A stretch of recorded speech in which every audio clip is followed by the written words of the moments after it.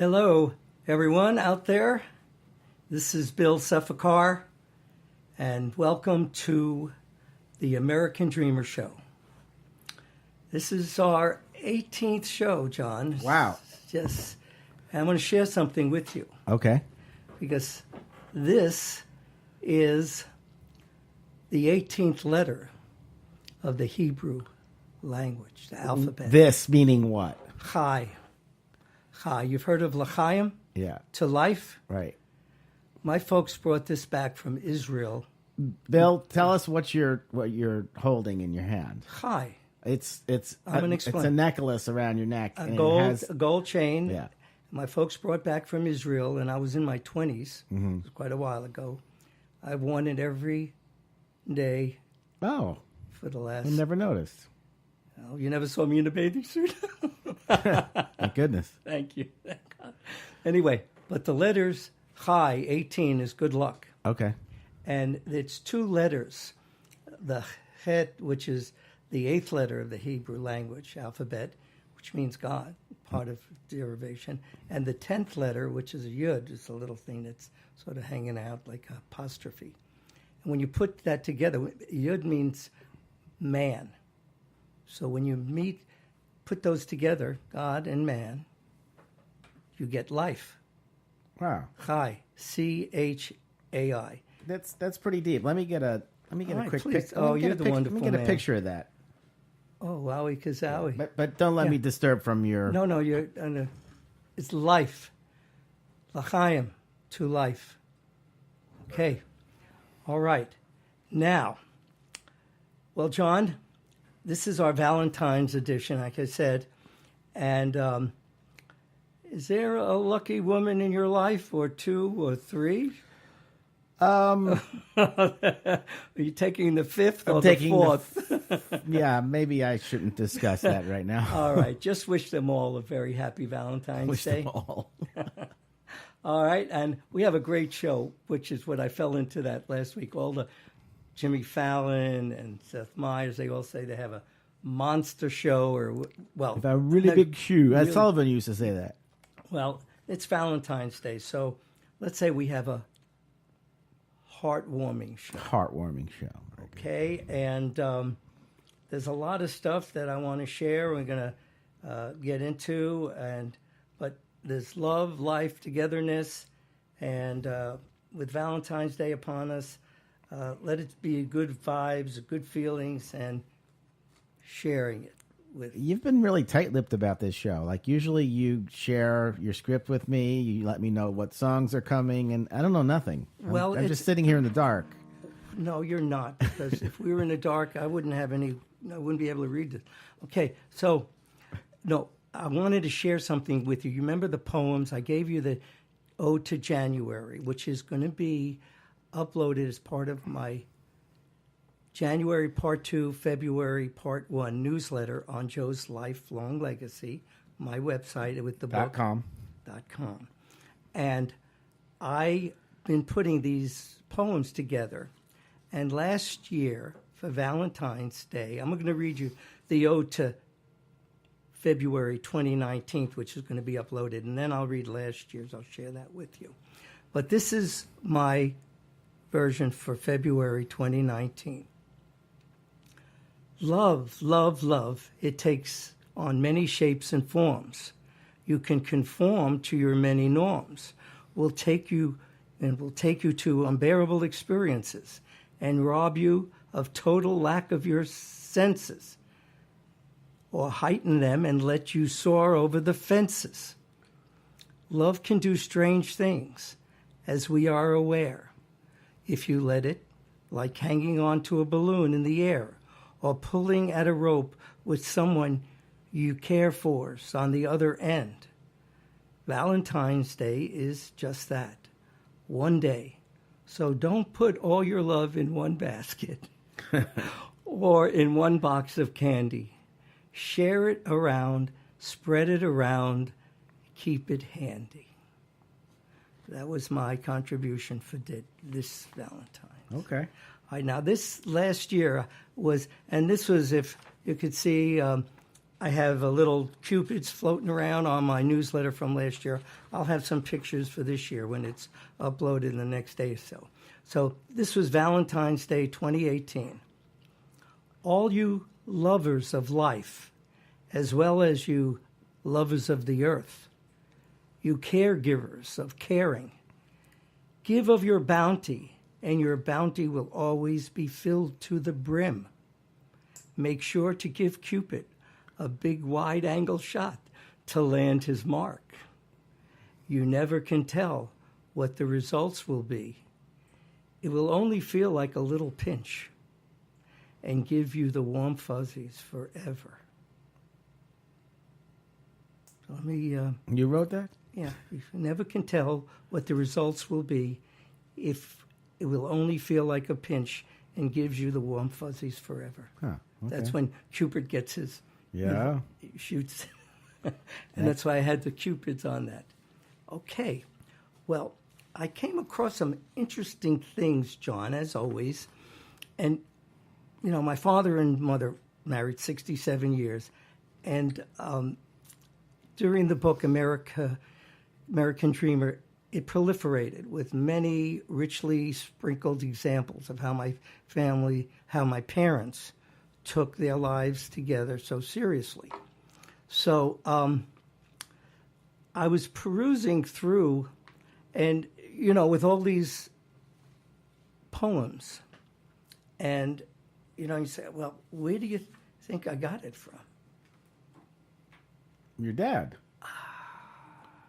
So you have your book in front of you, and I put in your... Such a romantic guy. Oh, he was an amazing man and spirit. So if you turn to page 358, because I put that little, what do you call it there? Do you see the red tag? Red, pink for Valentine's Day. And this is just one of many inferences. So I came across this, and there are two parts. I'm just going to read one part. It's Reflecting on Our Love Together by Joe Sefakar. On January 3rd, in 1942, Thelma and Joe said, I do. 50 years have passed so swiftly, and they're still married. Isn't that nifty? Through the years, they've remained side by side, living in Palm Harbor, Silver Spring, Syosset, and Woodside. Their lives have passed through different stages. They've moved around while Joe earned his wages. When Joe returned from the war, they were in each other's arms once more. Their lives were blessed with a little boy, Billy. They doted on that boy, something silly. After 5 years, their family grew some more. They had Bonnie, and now they were 4. In 1954, they moved to Syosset, where they could afford a home and a dog. Joe and Thelma were living high off the kosher hog. Well, they raised their family, and Joe got the itch. He gave Thelma his famous sales pitch. Let's move to D.C., and I'll work for the Department of Defense. Doesn't that make a lot of sense? Well, they moved to Parkside Plaza in Silver Spring, and they made some great things. They traveled around the world and raised 2 kids. Now, that was part 1, and I'll share part 2 at another point. Okay, maybe next Valentine's Day. Whatever. Okay, so John, you know, it's Valentine's Day, and I think it would be appropriate to do a love song. Aha. Okay? Okay, something by the Beatles, maybe? No. No. I'm going to do a love song. By Elton John. Not... Am I getting closer? You're getting closer. Okay.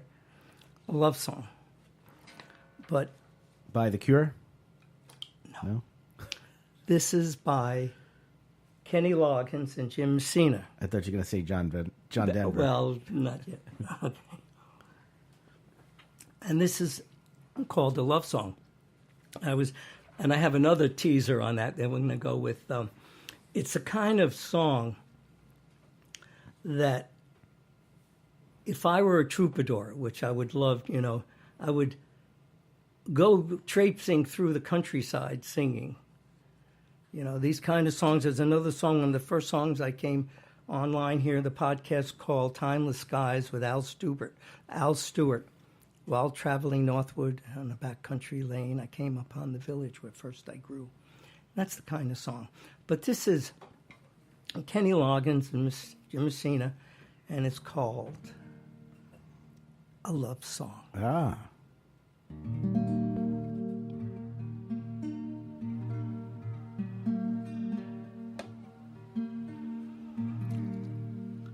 There's a wren in the willow wood, flies so high and he sings so good, and he brings to you what he sings to you.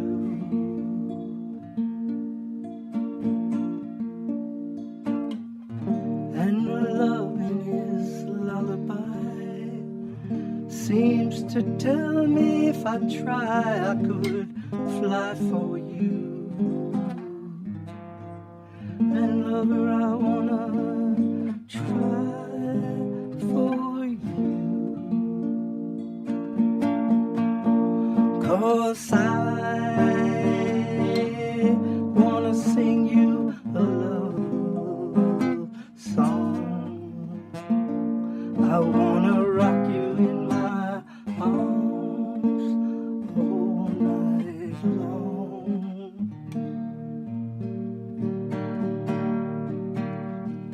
I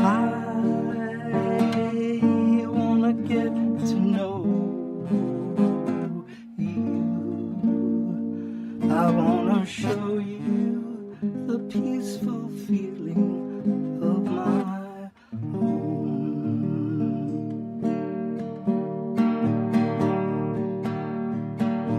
Summer thunder on moonbright days, northern lights in skies ablaze, I'll bring to you.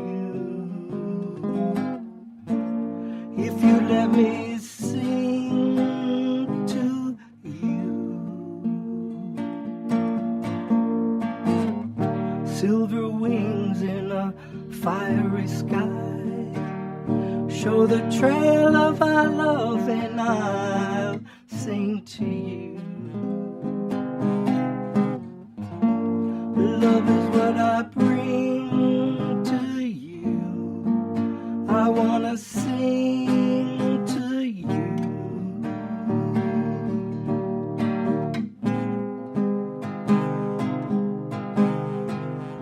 Oh, I wanna sing you a love song. I wanna rock you in my arms all night long.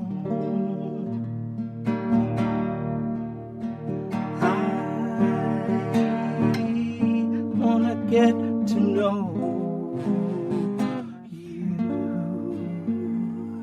I wanna show you the peaceful feeling of my home. La la la la la la la la la la la. Ooh la la la la la la la. Oh, I wanna sing you a love song. I wanna rock you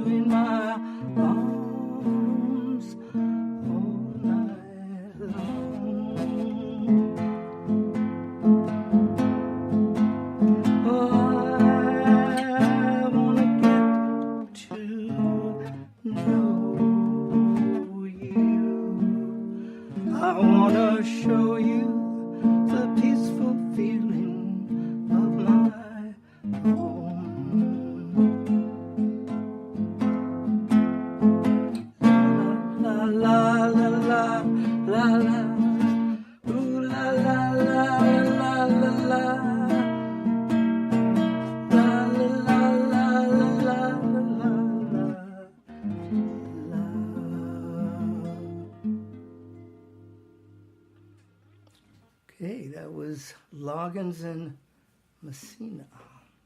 Loggins and Messina, not just Loggins. No, but both of them. Yes, Kenny. That was one of their first on their first songs. I played Danny's song on here about a month ago. Didn't they do Your Mama Don't Dance and Your Daddy Don't Rock and Roll? Oh God, yeah, that's so many beautiful vibes. Heala, and they just down by the river, which I was going to play. The river runs down by the river. But anyway, that just started his career. The van parked down by the river? No, that was another one. That's another one. So, John, I was, thank you, Sir James. Being Valentine's Day, how about if we do another love song? Another one? Yeah. Like right now? Yeah. All right. Right, James? Sure. James Arruda, you gave me my 12 string, so I'm ready. But you got to help me on my little James. Oh, here we go. That's just dum da da dum. Here we go. So, John, how about another love song? Sure, that sounds fantastic, Bill. What's it going to be? I just told you. You know, another love song. This one's the one by The Cure, right? No. You know, when the baseball season starts, we're going to do Who's On First. We'll do that, okay? Yeah. All right? Because I just told you. That's what I want to know. What's the song? What's the song? A love song. This is Elton John. Aha. And Leslie Duncan. Okay. That's why I was sort of in. So I was in the ballpark. Yeah, what's on first? Right. Third base. All right. So this is a love song. By Elton John. And Leslie Duncan, she would put the words together. It was from, I think, his Tumbleweed Connection, one of the first. Gotcha. I knew there was an Elton John song called Love Song. Yeah, that's what it is. But when we say I'm doing a love song, I'm doing love song. It doesn't sound. What's the name of the song? Love song. And it's some beautiful You're not going to tell me the name of the song? I told it to you. That's what I want to know. What's the name of the song? Love song. Third base. I'm having fun with you, John. I'll be quiet now. Showing you the love. I'll be quiet so you can play the song. This is Valentine's Day, and show me the love here. But I even put in a verse. I wrote in because this is the American Dreamer show. You're rewriting Elton John's song? I just added this verse because it had to do with dreams. Okay, you'll see where it is.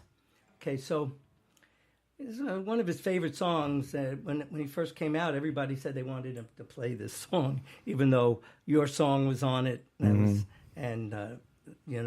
country. What was that song? Country. Country. It's from the Tumbleweed Connection. Yeah. Check that, please. All right. So this is Elton John with Leslie Duncan. A love song.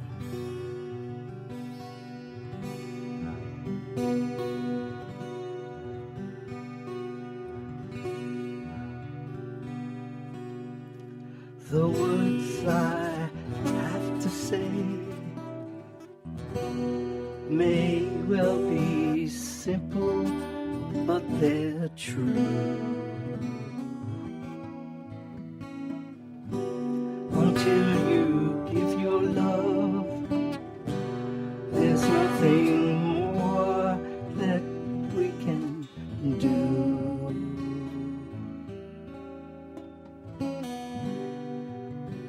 Love is the old burning core.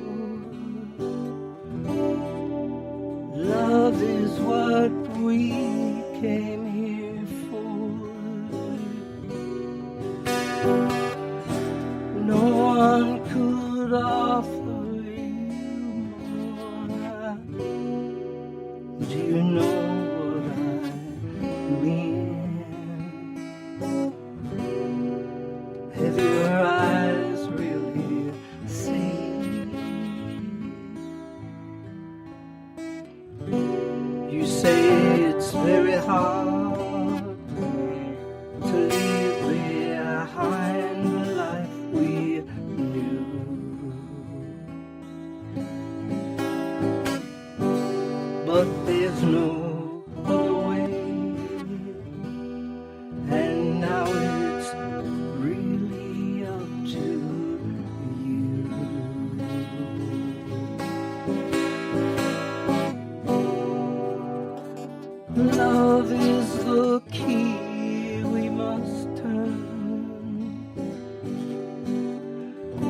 Truth is the flame we must burn.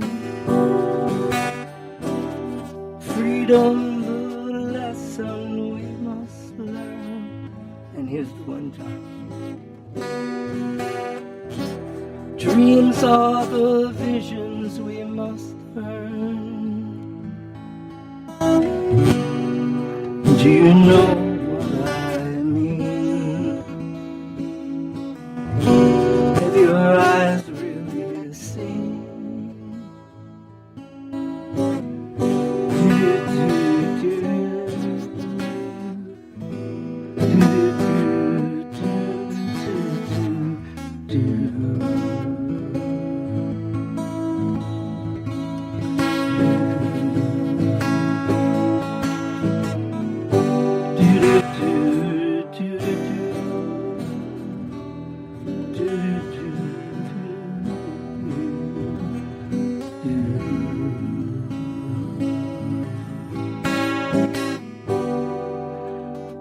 Love is the opening door. Love is what we came here for. No one could offer you more. Do you know what I mean? Have your eyes really seen? Have your eyes really seen? Do you know what I mean? Have your eyes really seen? Do you know what I mean?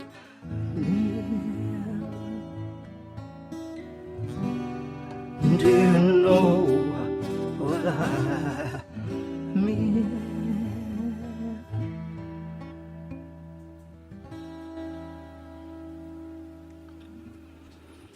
You know what I mean? I know what you mean. I'm glad. Okay. So, we go on to the next phase of the Valentine's Day show. And I have Love is in the Air, John, you know, I think maybe somewhere, somehow. And so I found in my Dumb and Dumber things, these were some kind of love-related tidbits. You remember Rita Rudner, the comedian? Rita Rudner, yeah. Yeah. So she wrote this. She said, my boyfriend and I broke up. The stand-up comic Rita Rudner said, he wanted to get married, and I didn't want him to. Okay, now, this is one about feelings and senses, how guys, women say we don't have feelings, you know? Who says? Well, I'm telling you who said. So, it's true that men who cry are sensitive to and in touch with feelings, writer Nora Ephron pointed out. She said that the only feelings they tend to be sensitive to and in touch with were their own. So that was that one. And here's Jack Benny. He's becoming a staple. He was on one of my, I think last week when he received an award for one of the, Grammys or something. Mm-hmm. And he said he didn't deserve it. But he also has ulcers and he didn't deserve that too. But he said, the TV comic, Jack Benny, my wife Mary and I have been married for 47 years, and not once have we had an argument serious enough to consider divorce. Marriage, yes, but divorce, never. Okay, so we're getting into some words, and we'll try to we'll do this quick. Words to live by. And this was on my father's birthday, which would be next week, esculent. And the origin is from Latin, suitable by nature for use as food, especially for human beings. Edible, used in a sentence, whether or not it was esculent was debatable. Dad's tuna, pineapple, and broccoli casserole was undoubtedly innovative, but it reminds me it wasn't too, enticing. But when I was growing up with Buzzer Bob, who I think we might have him on the show, we concocted all these different specialties. Like, did you ever have a tuna fish malted? A tuna fish malt? Malted, yeah. No, that doesn't sound very good. Well, that we had for dessert, we had a sardine sundae. Yeah. Okay, well, that was esculent. You won't forget that word. All right, vignette. That's April 15th, which was, a tax date. And it's pronounced like vignette. And Dad loved this word. The origin is French, and the definition is a picture that shaves off gradually into the surrounding areas or the unprinted page. Used in a sentence, purchased a lovely Victorian vignette at the flea market. I might add, it also is a small statement or paper. So, John, if we go back to the book. Back to the book. Okay, on page, I think it's 358. It has a vignette. That's a tongue twister. It has a lot of words in there, but yeah. It doesn't. It's French, though they don't pronounce it for them. I thought a vignette was a salad dressing. Oh yes, you're so right, James. That's vinaigrette, I think. Oh yes, I like that with all the what is that? Pomegranate. Yeah. Well, this is on page 405. 405. I'm sorry. And Dad wrote in later years. This is vignette for 2005 and 2006, and he gives you the dates. August 27th, Americans not getting handed news. Boy, how things have changed. And then October 26th, 22nd, China strengthens at our expense. Let's not repeat Brits' arrogance. Beer, Bush, and the Iraqi tar baby. Well, he was pretty cool. November 2nd, a jerk. The jerks get out of the hurricane. November 5th, Congress, Bravo Congress opened. Did I say that?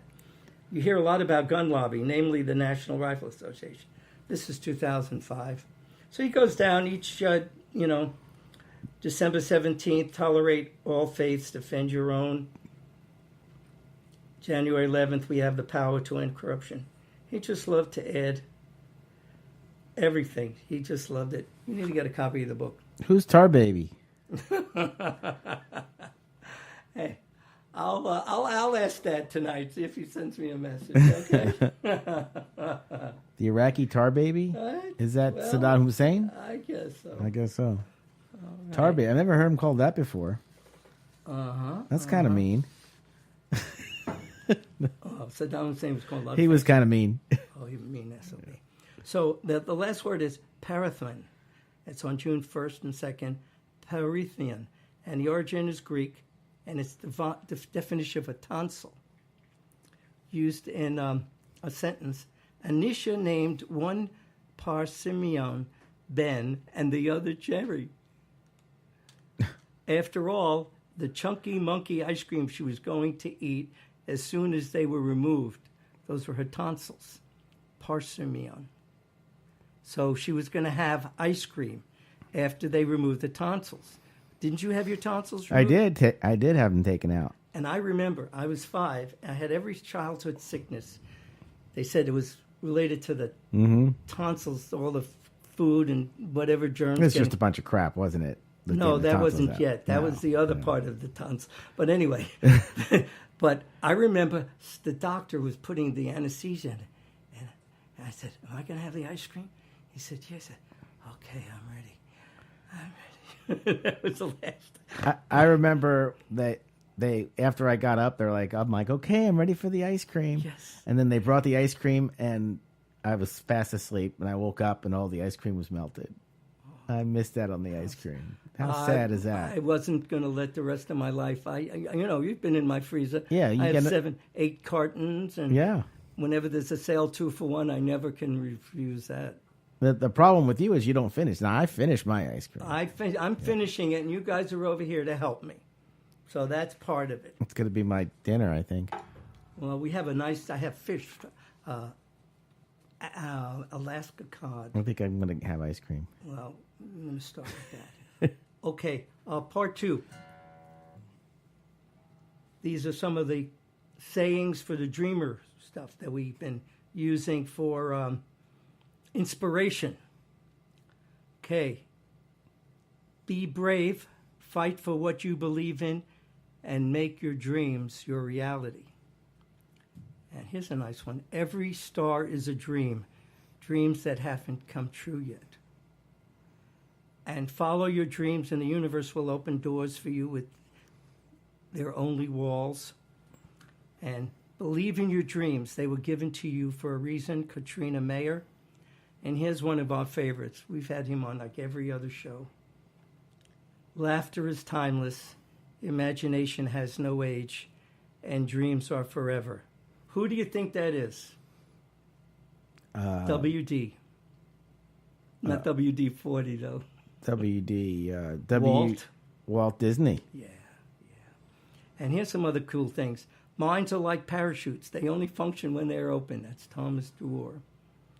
And be bold, and mighty forces will come to your aid.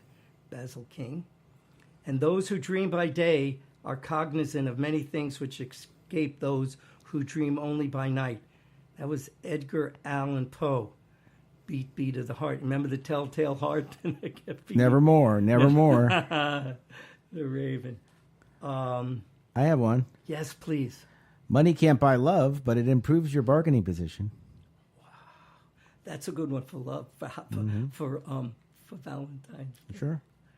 Okay, we're going to be moving right along. What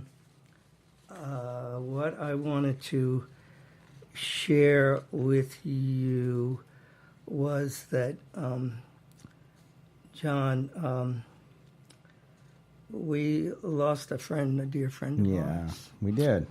And I want you to please help us get through some of this, because you were very, very close with him. Sure. It's our friend Steve from Public Access, and one of the places where we met, Bill. Amen. And he was always very quick-witted and very, always very. He ran a tight ship. And, I know, because I was late. You were always late, and I remember. Me know. I remember just maybe just a couple of weeks ago, I might have brought his name up, saying, "Yeah," and I said, "I'm going to call Steve and tell him you're late." Well, he passed this week. Sad. He was a dear man. Suddenly, yeah. And he had such a great demeanor. And, he just was there to help. He was a beautiful human being. Mm-hmm. Absolutely. Had a smile on his face. And he just retired, I believe, didn't that what? And I had to comment on that too, because he retired. He was early 60s. He retired earlier than most people retire. And I remember him telling me that his financial advisor had advised him to retire. Yes. And what a great guy, because he'd actually got to spend 3 or 4 years retired before he passed. And I remember he would always be like bragging about. He's like, "Oh, let me check if I have Monday open. Oh, look, I have an opening." He was very, very happy to be retired, and we're going to miss him. And sorry, It didn't last longer. His retirement. He left a lot of good memories that people can identify. That's what life's about. They remember you. I'm going to share something with you because I know how important this is. My dad was turning 60, and he was getting ready to retire. And he was having a double hernia operation. We were in Maryland at the time. And I was with my mother. And it was a normal, even back then, a routine operation. Well, the doctor comes out, and he was really frightful in his look and his demeanor. And he said to my mother, he says, "I have something very strange to share with you. When I was going through this, the surgery, there was this green pus that was all over his whole lower abdomen, and I never seen anything like it. I had to suture him up, I've never seen anything like that before. So I need to tell you this. And my mother lost because she was thinking about all the years and retirement and everything. And I told the doctor, I said, my dad is really healthy. I mean, he's never had any problems. And being Dr. Bill, I said, well, maybe it was a burst appendix or whatever. But the doctor said, we'll need to have the test. So we went up, my dad went up to Sloan Kettering Institute in New York, Manhattan, for tests. And there's the silver lining on this. And it's in the book, and it's in, I think it's chapter 8 in Washington about making a mark in Washington. So my dad was going through all these tests, and he had all these tubes. And he tells the doctor, he says, Doc, you got to take these tubes out, you know? And he says, Joe, I'm sorry, we're going to keep them in another few days. Don't worry about it. He says, well, they're very uncomfortable.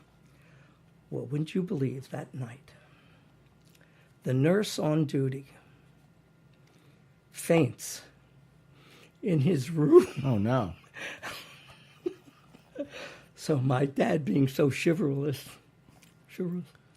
he gets out of bed and he helps the nurse. He takes out the tubes and he helps the nurse. And I don't know if he saved her life, but the next day... But what, he gave her the tubes?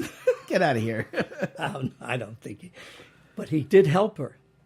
And the next day, the doctor's making the rounds, and he looks into my dad's room, and he sees Dad with his Joseph kind of look. He says, Joe, I understand there was an incident last night, and the nurse fainted, and you helped her. He said, yeah. He said, and those tubes are still out. I said, I think you can keep them out. And the most important thing was that the tests were negative. There wasn't any... Of course, your dad lived a long life. And he had a retirement. He retired. That was, I think, a little push because he retired, I guess, within 4 years. Did he retire more than once? Oh, yes, John. Yeah.